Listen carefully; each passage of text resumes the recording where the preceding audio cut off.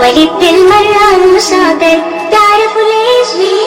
عشقكم بالمرة مشاطر قولكم ليش قولي ليش دايما بلعب بالألعاب وبيترك الغرفة فوضى qormaaday ay ama baawasiir baan ka hadlaynaa haduu ilaa yiraahdo baawasiir waxa weeyo ama qormaaday dadka say kolba u yaqaanaan waa nabaro ka soo baxo meesha ay ka soo baxda saxarada nabaradaas ayaa laba nooc u qaybsamo nooc banaanka ka soo baxo oo banaanka u soo baxo oo la arko iyo nooc gudaha ku jiro aan la arko midda koobaad oo midda banaanka u soo baxdo ayaa mataqaanaa waxay leedahay nabaro kuuskuusan oo qofka uu dareemi karo oo dhiig guntamiye kuwaas oo sababi karo qofkii in uu noqdo musqul la'aan in ay uu yeesho qofka cuncun in uu qofka yeesho saxaradiisa markuu iskaga tiraayo waraaqada ama isticmaalayo uu ku arka dhiig qaybtaas ayada waa qaybta sahlan waxaa daran qaybta labaad oo loo yaqaano midda gudaha taas ayadana sida oo kale inta ay leedahay midaan oo kale ayay leedahay meesha ay saxarada ka soo baxda wareegga ayaa iyadana laga helaa waxay ku jirtaa gudaha oo ma soo baxsana sidii midii hore oo kale laakiin ayadana waxay leedahay cuncun waxay leedahay dhiiggaas yarka oo saxarada soo raacayo waxay leedahay sida oo kale saxara adag waxay kulligood iska waafaqsan yihiin oo iska raacsan yihiin in ay mataqaanaa qofka uu leeyahay xidmaha oona si fiican u shaqaynaynin saxaradii oo mataqaanaa si fiican uga imaanaynin cuntadii uu cunay oonan laga yaabo inuu quraacday qadeeyay ayna midna soo bixin dibiro gaas iyo wuxuu dareemayaa iyo mar walba calool fadhi waxyaalaha uu dareemo qofka labada nooc ay hayaan waxaa ka mid calaamadaha waa isku mid waxay ku kala bedelan yihiin oo midda gudaha iyo midda banaanka loogu kala bixiyay midna nabaradeedii banaanka ay u soo baxsatay midna gudaha ku jiraan wuxuu leeyahay qofka daal aad iyo aad u fara badan baawasiirka qabo wuxuu leeyahay qofka baawasiirka qabo waxa loo yaqaano hadduu uu rag yahay sariirta oo mataqaanaa reerka oo mataqaanaa uu aadi waayo hawala'aan xanuun jirka oo dhan ka hayo dumarkii ragga way ka sameeyeen taas baawasiirka mataqaanaa khaarijiga banaanka u soo baxsan waxyaalaha ku fudud waxaa ka mid dadka goynayo ayay u fududahay banaanka ayay taalaa haddii aad hesho qof khabiir ku takhasusay goynta baawasiirka in uu kaa gooyo ayay u fududaanaysaa laakiin midaan gudaha ku jirto waxaa laga yaabaa in nabaro lagu gaarsiiyo mataqaanaaye lana xanuunsataa laga yaabaa marka saasay u kala fudud yihiin baawasiirka qofka uu hayo wuxuu leeyahay dhigbax marna badan marna yar xanuun xiidmaha oo marmar sida loogu talagalay aan u shaqaynaynin dhiig yar oo mataqaanaa uu dareemayo markuu isticmaalayo waraaqada ama waxyaalaha laisku kaliin gareeyo laisku nadaafiyo waxyaalaha kuluu dareemaya waxaa ka mid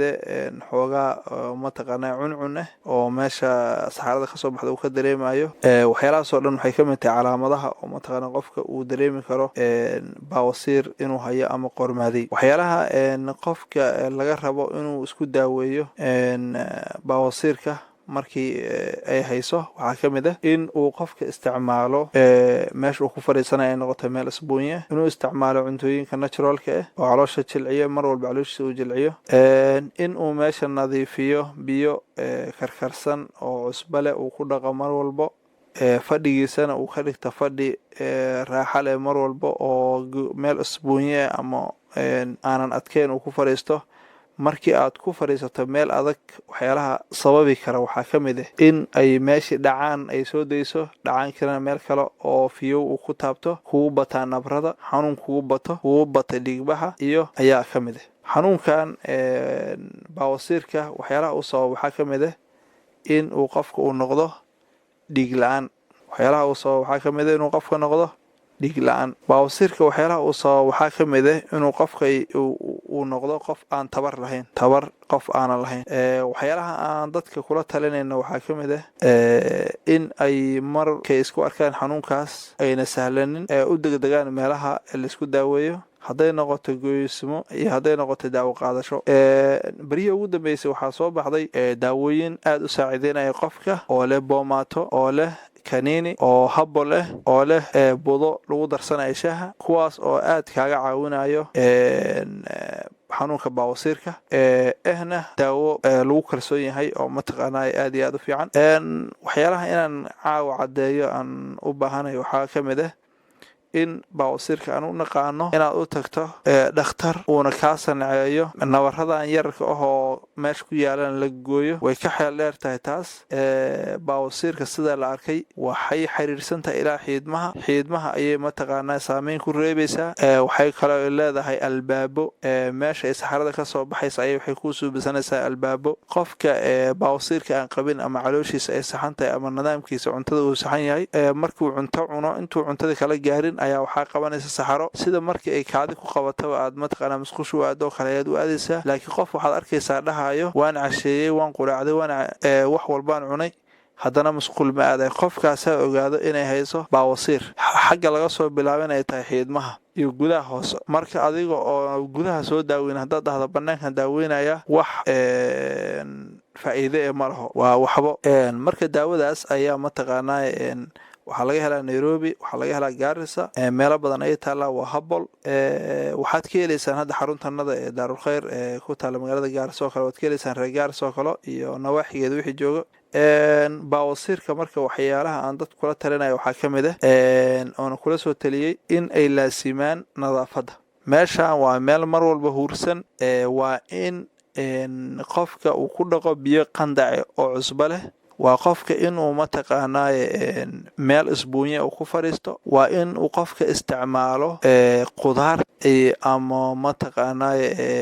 fawaakihda inuu isticmaalo waa qofka inuu isticmaalo cuntooyinka qolofta leh xiidmahay soo marayaan waxay soo qaadayaan qashinkii horey bay wax walba usoo qaadanayaan kadibna caafimaad ayaa dareemaysaa waxyaalaha dadka aan kula talinayna waxaa ka mid ah daawada qaada moohan dad badan waxaa jira daawadii lambar 1 ay marayso lambar 2 ay gaareen dadkaas oo kale waa inay nadaafada ku dadaalaan waa inay nidaamyadaas qudaarta isticmaalaan waa inay biyo badan cabaan taas ayaan ku celcelinayaa xanuun walbo daawadiisa waa biyo ilaahay ayaa quraankiisa noogu sheegay inay biyaha wax walba nooleeyaan marka waa in biyaha aad u cabtaan biyo ku filan Soomaalidanada waan cuntada zaid baan u cunaa laakiin biyaha ma cabno subaxii markaa soo kacdo 1 litir oo biyo cab cuntada ka horna dhowr galaas oo biyo cab waxaad noqonaysaa qof xoogan awoodiisa jir ahaan ay dhisan tahay qudaartana mataqaanaa waxaan aad hal moos iyo hal aad cunayso maaha waa inaad cunto qudaar kugu filan waa inaad cunto fawaakihda sida mooska baybayga iyo qaraha iyo tufaaxa waxyaalaha noocaas oo kale aan cunto weeyo waxyaalaha kale oo qofka baawasiirka qabo looga baahan yahay waxaa ka mid ah in uu xilli walba oo musqusha uu galayo musqusha iska nadiifiyo bacda daalikana asagi hadduu xanuunsanaa iyo haddii kalaba musqusha nadaafad uu ka soo tago waxyaalaha kale oo qofka xanuunkaas qabo looga baahan yahay waxaa ka mid ah hadduu isku arko inuu dhex fariisto biyahaas oo qandace cusbo leh habeen walbo muddo bil ana uu wado way xanuunkii uu baaba'aya waxaana dhimanaya jeermiski marka waa waxyaalaha ugu fiican oo la suubin karo wuuna ballaaran yahay barnaamijkan waqtiga oo nagu yar daraadiis intaas ayaan kusoo koobaynaa adeecada risaala iyo howlwadeennada aad bay u mahadsan yihiin oo nagu martaqaaday barnaamijkan assalaamu calaykum waraxmatullaahi wabarakaatu